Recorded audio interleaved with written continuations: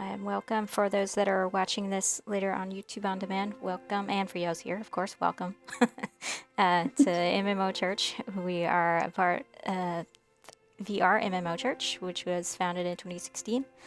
And our vision is to cultivate loving spiritual communities across the metaverse. And we believe that church can happen anytime and anywhere. And as Jesus says in Matthew 18:20, where 2 or 3 are gathered together in my name, I'm there with them. And that means that church isn't a physical building, a campfire. Nice, in the middle of the flowers. Yeah. That means that church isn't a physical building. It's not just meetings on the weekend. It's a community of people gathered together, worshiping God together, serving God together, doing life together.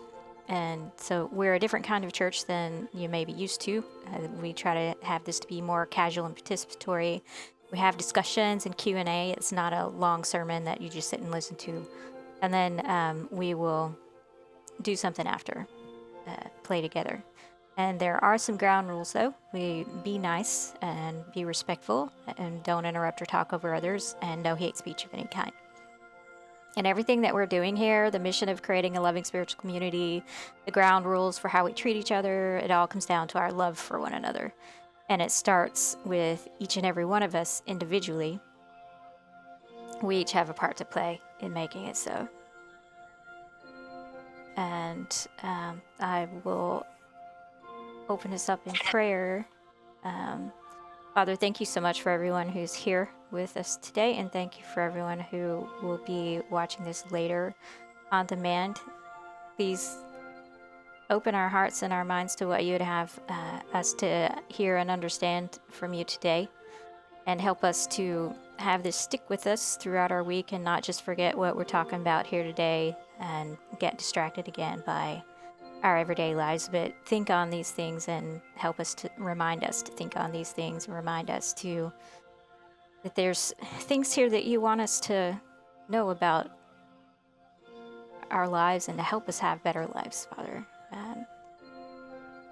Thank you, and help us and get me out of the way so that what you have to say comes through.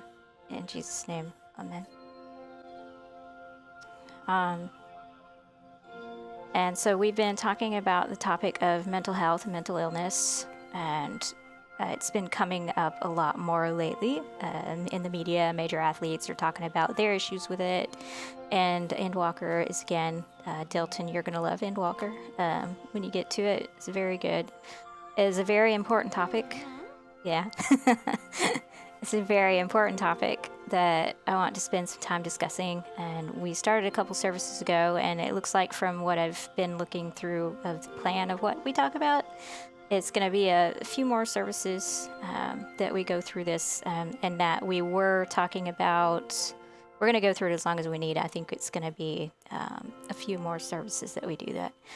But for context, for those that are new or those who missed previous services, when someone approaches anyone in the church for prayer, for depression, or having anxiety or anything like that, in my experience, and in many people's experiences, they get these canned responses that you just need more faith. You just read the Bible and pray. Depression is sin. And the worst one, suicide's take it straight to hell. And that's not something you tell someone whose loved one just died of suicide. That is a terrible thing to say to someone whose loved one just died of suicide.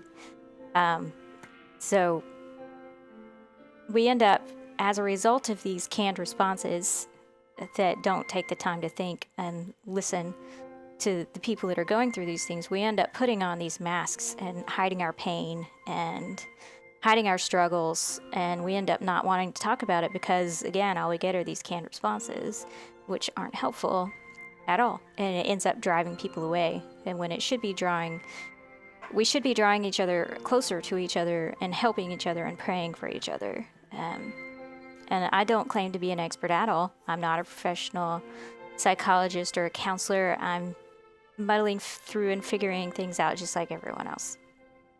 And that is actually a common misconception that people have, is that pastors have it all together, when that's not the case at all. We're human just like everyone else, and we're figuring things out just like everyone else. So in our first session, we talked through misconceptions around depression, And then in the second session, we talked about misconceptions around suicide. And then last session, we talked about navigating suicide situations. And I recommend going back and checking those out if you missed them. But this session, we're going to start getting into practical ways that we can foster better mental health. And did anyone have anything they wanted to bring up about any of the past sessions or anything before we started today? Or...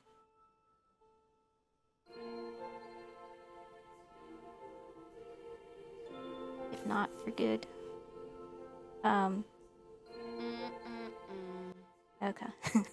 I mentioned before that we get these canned Christian responses that can push people away, including Christians. However, there is still validity in what they're saying. Read the Bible and pray more. But we don't want to listen because they're not saying what we truly need to hear in that moment. And what is truly needs to be said in that moment. That response, read the Bible and pray more, is a lazy response. And what we need is the substance behind that response. Why? And not in a preachy sermon kind of way, but in practical ways that we can apply to our lives. That's what we need. At least from my observation and my conversations with other people who have heard those canned responses, they're saying, give me some practical ways to help. This canned response of reading the Bible and praying isn't helping.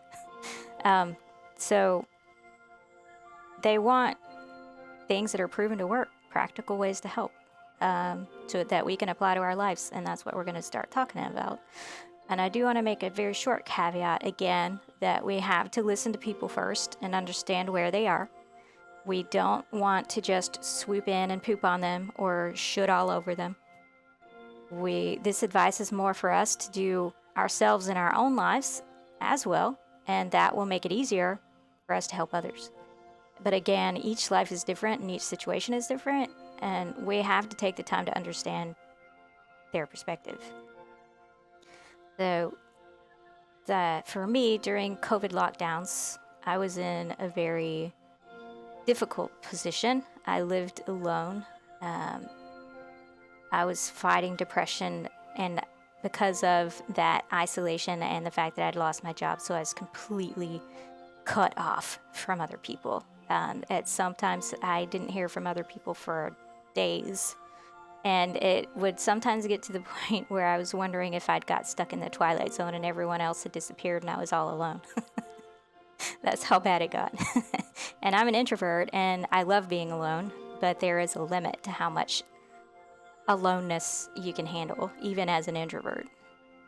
And a friend of mine who had also lost her job told me about this free course that she was taking. And it's from this professor in psychology at Yale University, Dr. Laurie Santos. And she teaches this course, and she released it during COVID for obvious reasons. It's called The Science of Well-Being. And the premise of the course is that they reveal major misconceptions that we have about happiness. And she talks about some of the annoying features that of our minds that make us think the way that we do. And research findings. She shares research findings from decades of research that back up the solutions that she's giving. And these are solutions that have been proven through research to work. And it's around forming habits that make lasting change in our lives. And I will share these resources on in the Discord. Let me give me a second to copy and paste those in there now so that you can have them.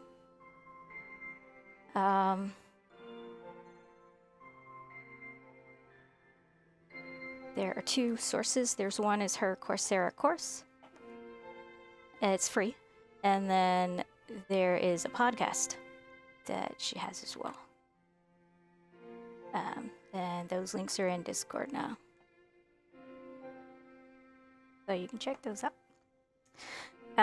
So some of the habits that she covers that we want to pick up are forgiveness, gratitude, rest, kindness, social connection, meditation or prayer, serving others, and more. And I'm still going through this course. And as I study and I listen to the podcast, the funny thing is that all of these concepts have been in the Bible the whole time. They've been in there all along. And that just reminds me that God really does love us. And He really does want us to have happy, healthy lives and to be well. He wants that. He cares for our well-being, for both our minds and our bodies. And there's a lot of people in the world that think, no, we have to live these miserable lives, otherwise we're not true Christians. That's a load of malarkey. That he loves us and He cares for us. And this just reminds me of that. But seeing that connection, that all of these things are covered in the Bible already, why do you guys think that we don't listen to what the Bible says about these things? What do you think?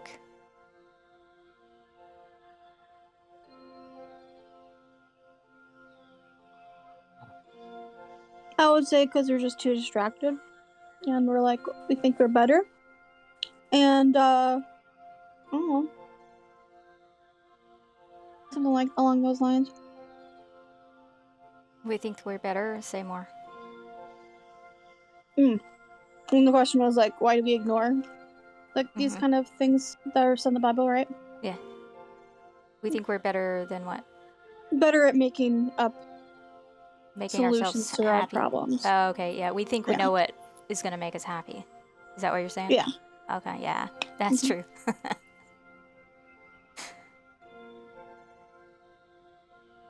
Yeah, and I didn't want to interrupt anyone if they were...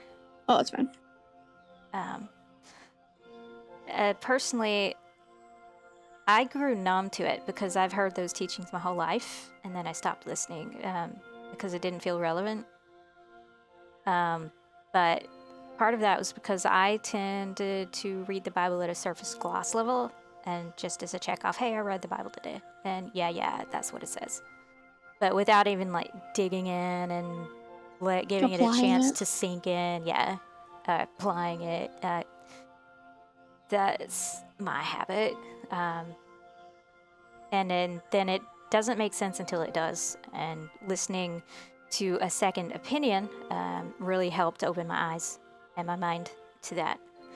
And for me, at least growing up, it seemed to be a stigma that we're not supposed to listen to secular opinions about things.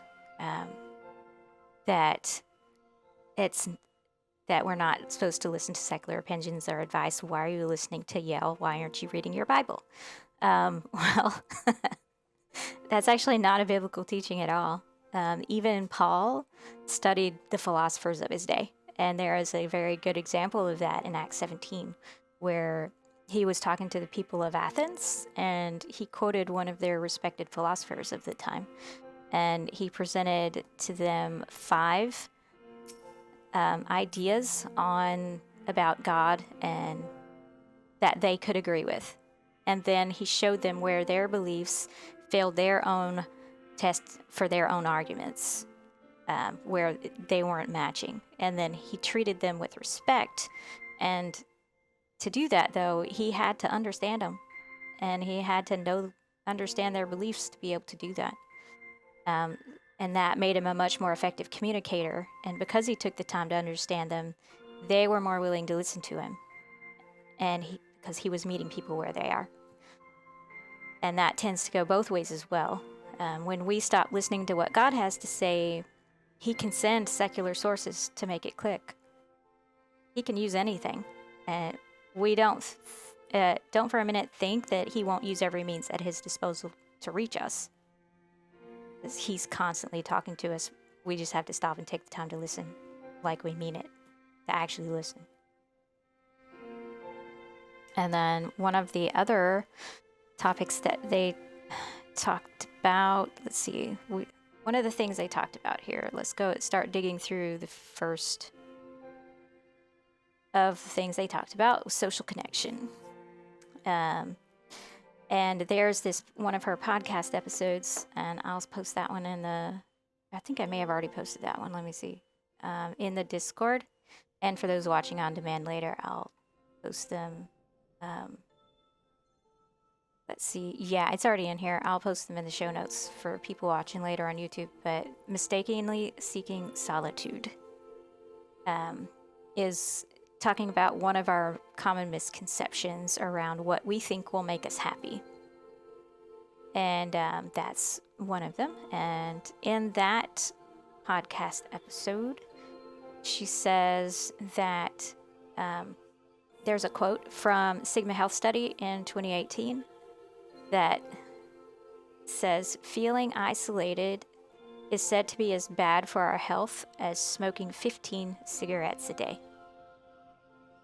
And that was from Sigma Health.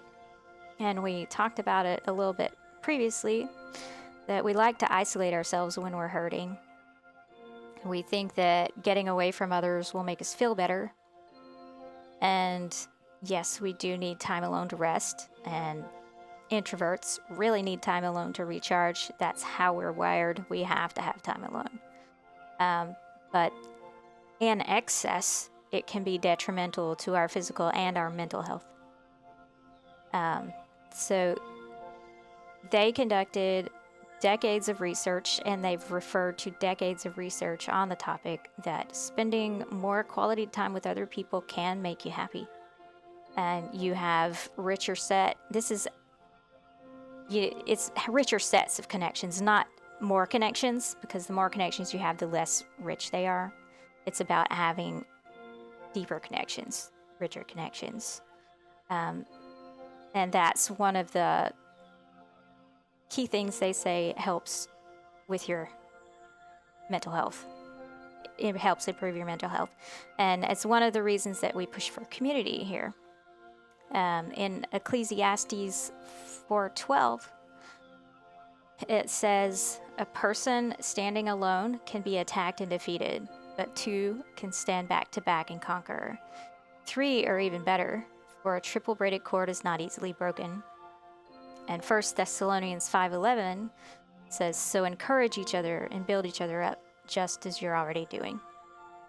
And Proverbs 27:9 says, the heartfelt counsel of a friend is as sweet as perfume and incense. So why do you think that it's so hard to make the effort to build community and seek social connection?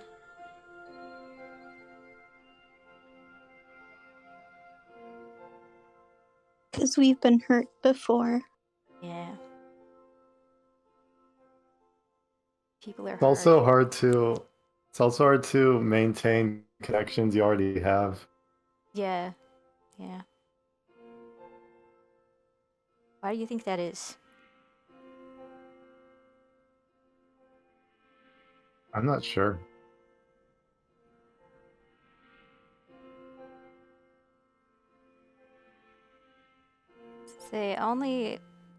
From what I can see, the only way to make true change is to form new habits and healthier habits. And all of that takes effort and discipline and practice. And even in my opinion and my experiences,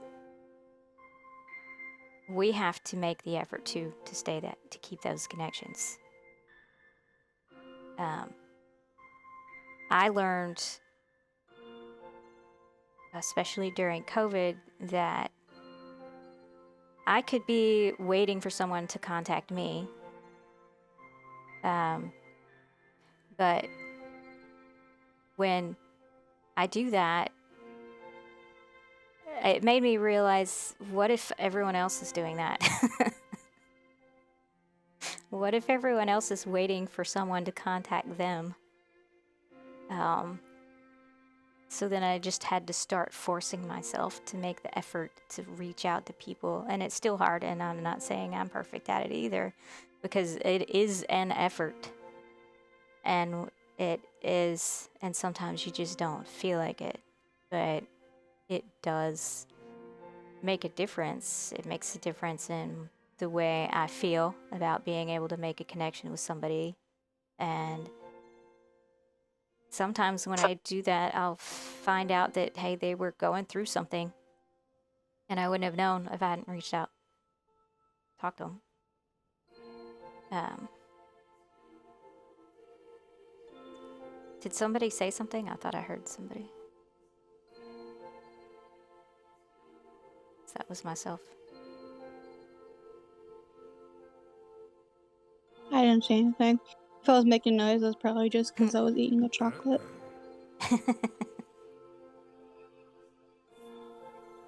So Dr. Santos's team set up these things called rewirement exercises. And they're practices that are aimed at rewiring your habits.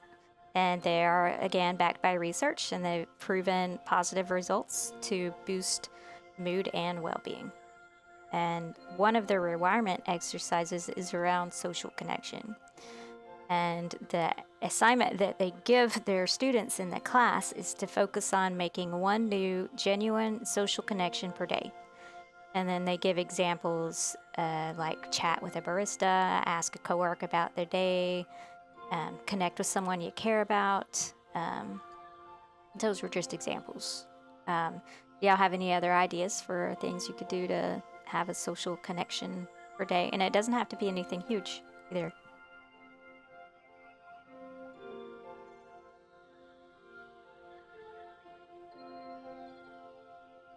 Join a Discord. A new Discord. Join a Discord. Find someone to talk to on Final Fantasy. Yeah. That takes bravery for me. I'm an introvert. But yeah, I need to do that more.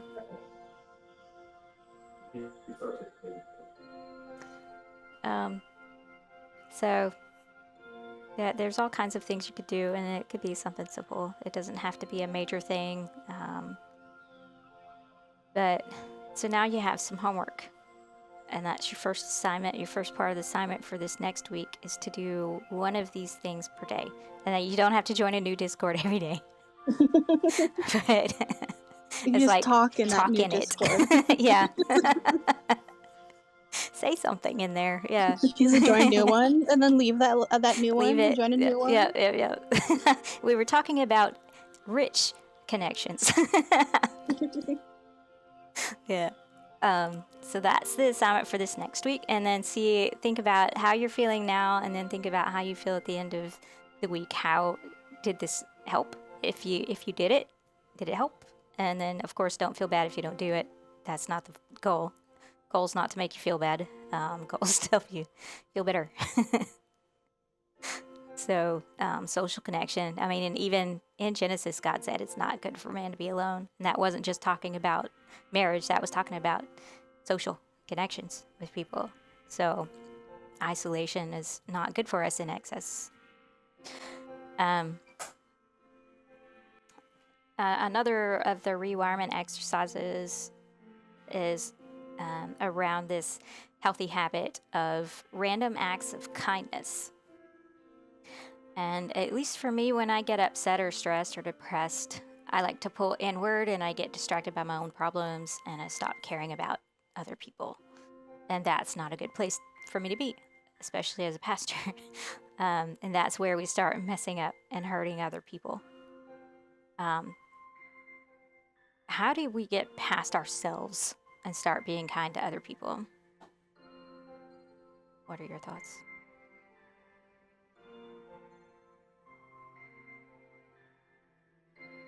What was the question again? Sorry. How do we get past ourselves and start being kind to other people?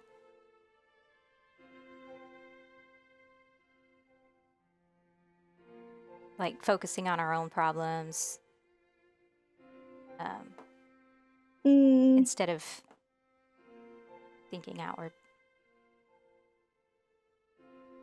Practice empathy.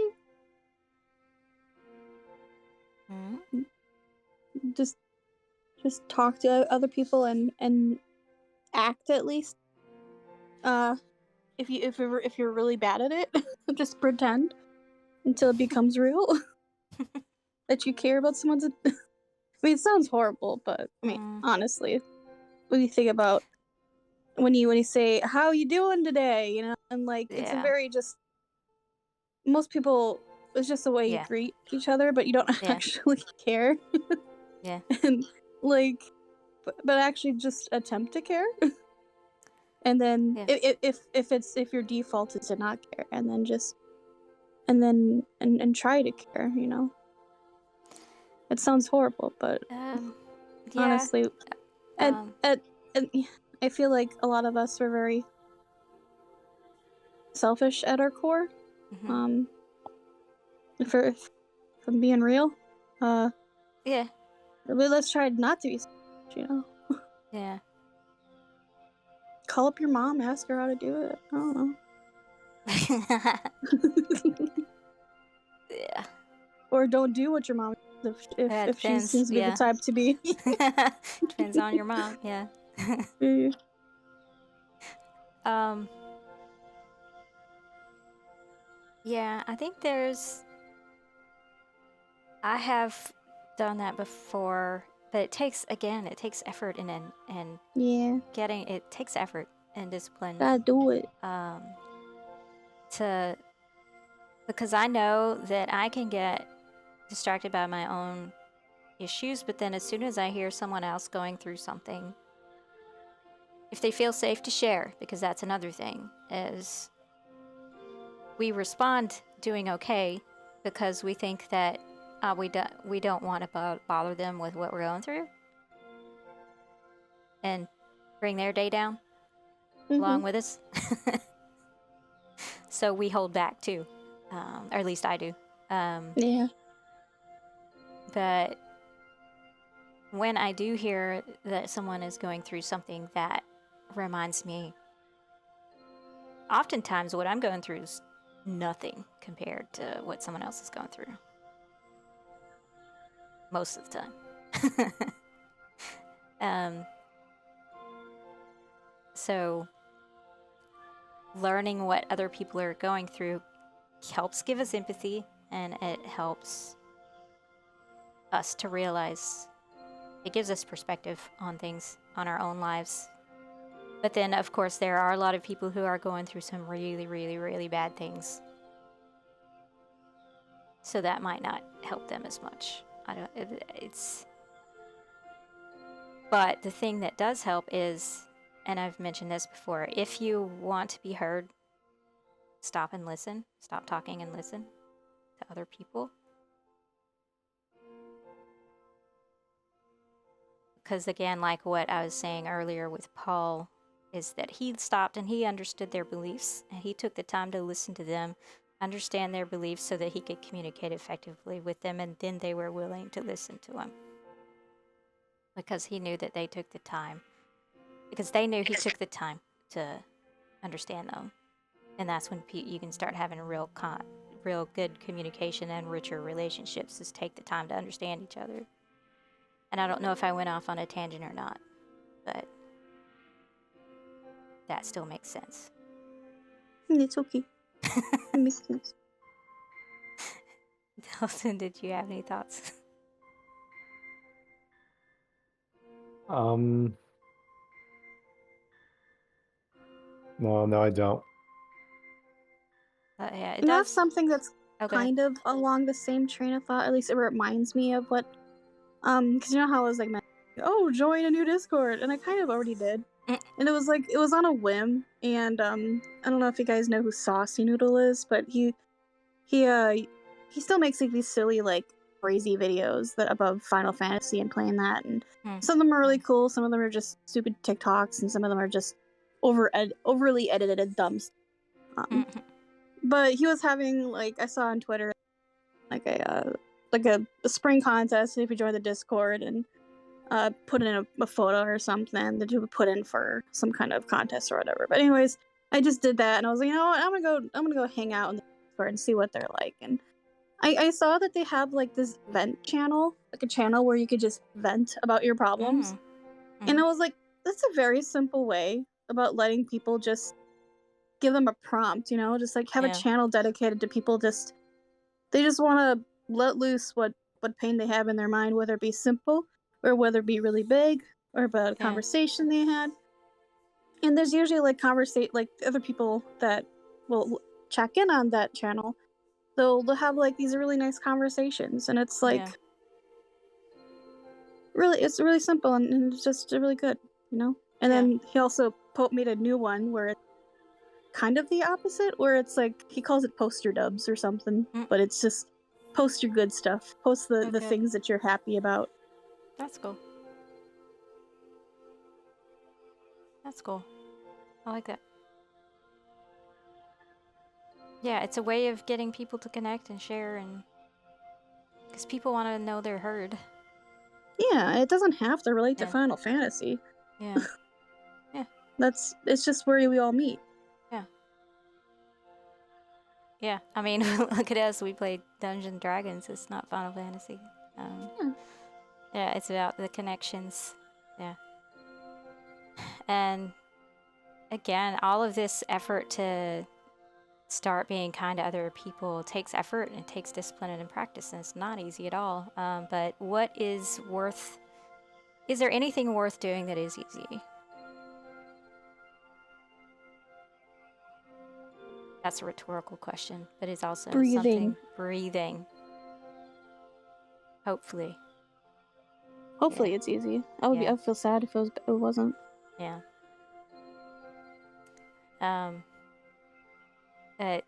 For this whole concept of random acts of kindness, this has also been backed by research, that random acts of kindness can make you happy, and happy people are motivated to kindness. It's like a chicken and the egg thing. Which came first? So acts of kindness are something that is beyond your normal everyday life. You don't have to be over the top, and it doesn't have to be time consuming. It's just more than what your normal everyday stuff. Something that can help or impact someone else. And this ties into that biblical concept of missional living, and that is living beyond yourself. Living on mission for Christ is sharing his love and advancing God's kingdom here on earth. And when you come to the realization that this life is fleeting, the things that we spend our time striving for won't last, that's when we come to that realization that we can spend our time working towards the things that will last. And the things that will last are those people. Humans are those social connections, those things that are those meaningful connections are what will last. Philippians 1:21-24 says, "For to me, living means living for Christ, and dying is even better. But if I live, I can do more fruitful work for Christ. So I really don't know which is better. I'm torn between two desires. I long to go and be with Christ, which would be far better for me. But for your sakes, it's better that I continue to live." And for context, what Paul has gone through some serious stuff. And so you can imagine it's like the desire to go on and not stay here pretty high for him. Doesn't mean he was suicidal, because here it's saying, I'm going to keep serving Christ while I'm here. But nothing else really matters here. And he wants to go and be with Christ, which would be better for him, because then he doesn't have to deal with all the crap that he was going through. But for the sake of other people, it's better that he continued to live. And look, we have over half the New Testament, I think, was written by Paul. If he had gone on, then we wouldn't have it. My own translation of that verse is based on me trying to sink in and understand and compare it to my own life. And also a heavy influence from C.S. Lewis, who is awesome. My interpretation of that was, to live is to live for Christ, because nothing else in this dying world will last. To die is to be with him in the land of the living, which is far better than anything else. And that's what this whole concept of missional living is. It's another one of those things that doesn't make sense until it does, because we've heard it our whole lives, live for Christ. What does that really mean? And Philippians, did y'all have any thoughts on that before I continue?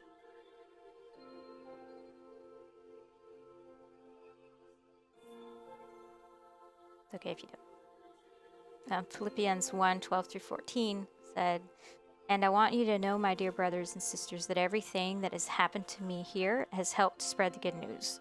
For everyone here, including the whole palace guard, knows that I'm in chains because of Christ. And because of my imprisonment, most of the believers here have gained confidence and boldly speak God's message without fear." And that's another thing he's looking at. He's been imprisoned. He's been, again, this is that same situation that he's saying it would be better if I did die, but I'm going to keep going for you. He's imprisoned. He's, I think this was, I don't remember if this was his first or second imprisonment, but one of these ended in him being executed. And he knew that he was in danger of execution. So, and yet still, in fact, in spite of all of that, he continued to live missionally, putting others first before himself. And Paul, in the midst of that imprisonment for being a Christian, was happy because of this concept of missional living and what he was doing for others, for Christ and for other people, not for himself. And again, that's not an easy thing to do. It's very hard to do because we do get wrapped up in ourselves. It's easy, it's a natural thing for us to do, and it takes a lot of effort to get outside of ourselves.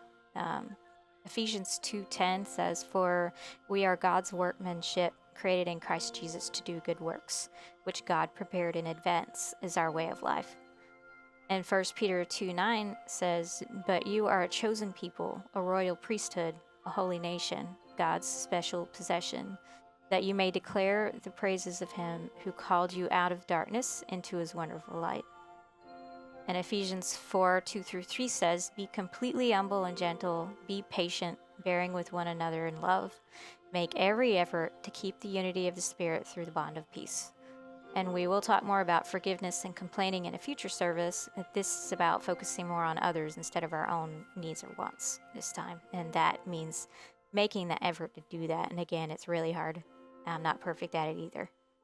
Especially when we're tired, which is another one of the things on the list of things to do to help with your happiness is rest. So what are some of the ideas that you would have for random acts of kindness? And these don't have to, again, these don't have to be going out on the mission field and quitting your jobs and going and serving out somewhere. Pay for someone's food at the drive-thru. Yeah, that's a good one. Baking for someone. Yeah, good one.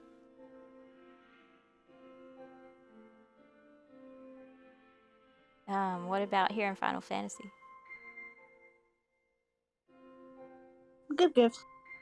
Good gift. Yeah, random gifts. Yep. Helping out with party find stuff. Yeah. Oh yeah, that is a good way. Yeah.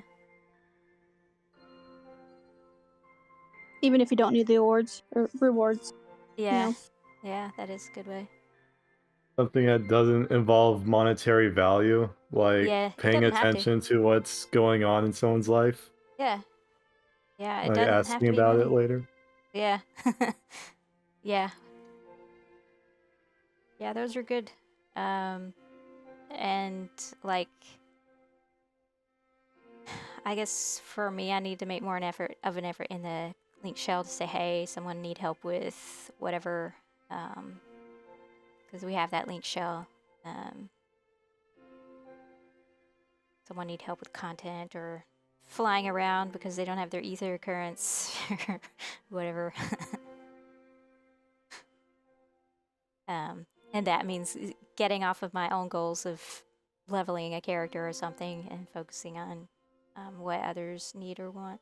That would help make a good, because those acts of kindness and that social connection kind of tie in together, in my opinion.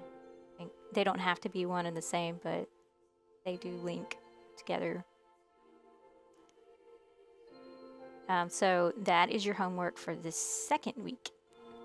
Because we have 2 weeks between each of our sessions or services. So And I'll put the homework channel challenges in the Discord as well. But this week, which is March 13th through 19th, is make at least one social connection per day.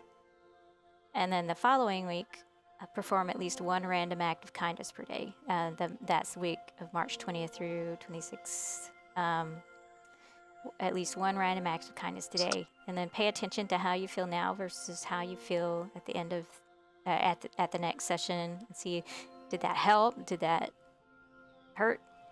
But again, it's not about feeling guilty for not doing.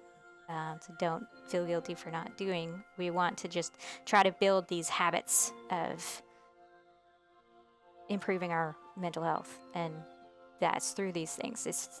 And both of these things are about other people. If you look at it, they're about others, not ourselves. And so that whole crazy concept in the Bible of focusing on others actually has merit backed by research. Let me put that in the Discord real quick, and I'll put it in the show notes as well for YouTube for those watching on demand later. If I can find it,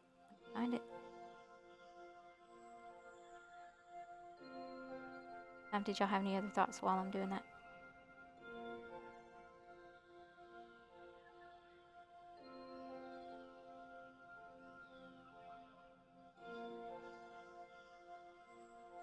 I've been trying to talk to people more. Ever since the pandemic, I haven't really had any opportunities at all. Opportunities to talk to people? Yeah. You talked to, didn't you run that trial with those people we met last service? Yeah. But in real life, there is real life. Yeah. Like, my sister's the only one I really talk to.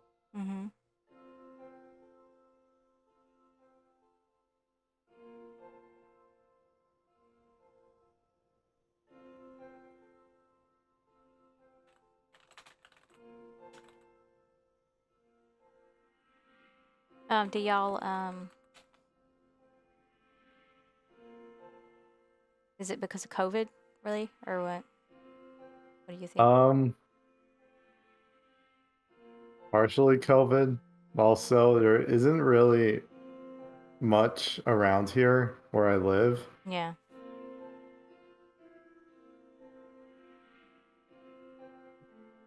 Probably I'll change when I go to college. Yeah, you'll definitely meet more people at college if you're going in person. Well, same online too. I went online. What about like going for walks and stuff around the neighborhood? I live in like a pretty big neighborhood, and I go on walks every day, and there's never really any people. And I can't walk outside the neighborhood because there's this death highway. Yeah. Are you trapped in a suburbia? Suburbia.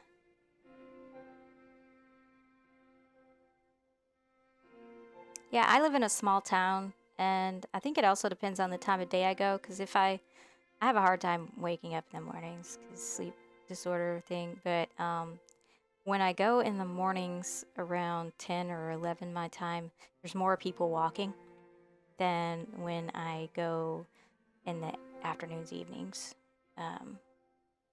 Then there's more people driving. I've run into like 2 or 3, like, because the elderly people will get out and walk around the neighborhood in the mornings. I need to start forcing myself to do that again, going in the mornings instead of the afternoons. But yeah, I guess since you're stuck in suburbia, that is a challenge.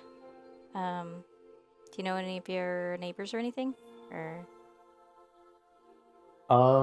sometimes I talk to one of my neighbors live across the street. I walk his dog.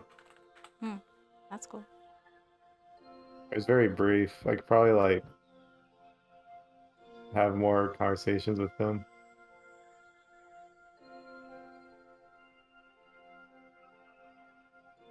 And you don't have a car? I do have a car and a license, but I have to drive a long way to find anything worthwhile. Yeah.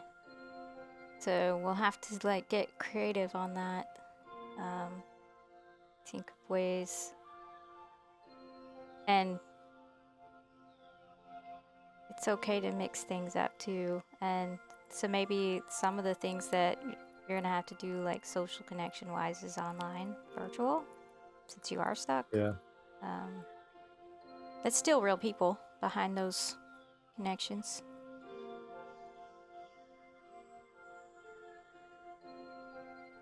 Yeah, but yeah, I live in a small town, and all I've got here, the people that I see are my family.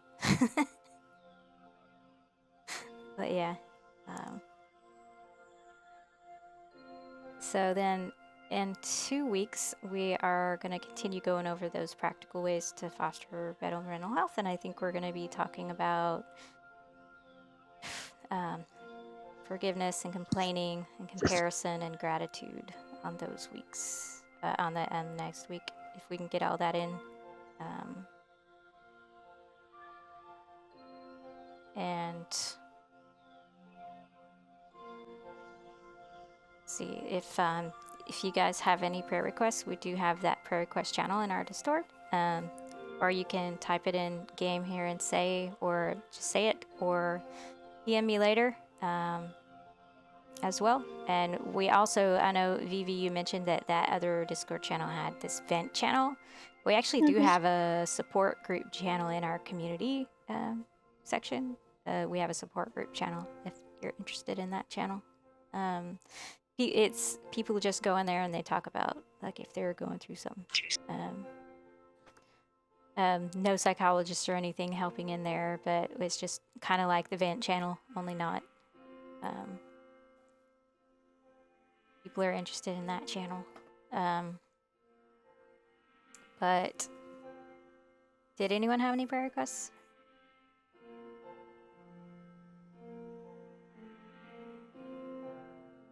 I don't know the specific words for this, but like I want to be able to like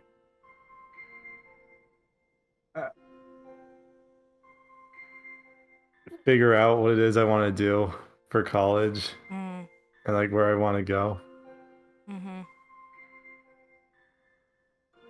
Yeah. Yeah, that one's a difficult one. Have you looked into doing community college first? A lot of people do that. Get some of the core stuff on the money front. Yeah. Some of the core stuff out of the way before you pick your major. Yeah. Yeah, that might be a good idea. Yeah. I really never mind.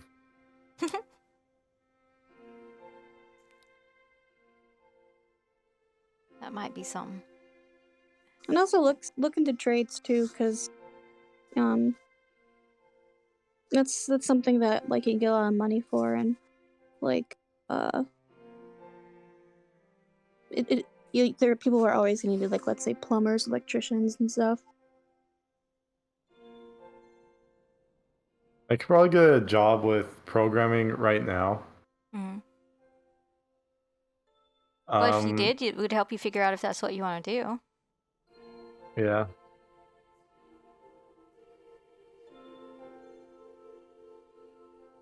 Because a lot of people do go to college and then find out for a degree, and then they find out they don't want to do that thing. Yeah, because if you do already have skills in programming, definitely make like a demo reel or kind of like a profile of things that you've done. You know, and get your name out there, because it seems like with programming, it's a lot of who you know, and You can connect with me on LinkedIn too. 'Cause I'm in that. I'm not a developer, but I'm a designer that works with developers. So Cool. I know a lot of developers. So if you connect with me on LinkedIn, you get connected to that network. Yeah. But yeah, so we can pray for that, for guidance and stuff. That if that is it, I'll go ahead and close in prayer. Father, thank you again so much for everyone who's here today and everyone who will be watching this later. Thank you for caring enough for us to give us the path to better mental and physical health. And thank you for your patience and your provision and meeting us where we are.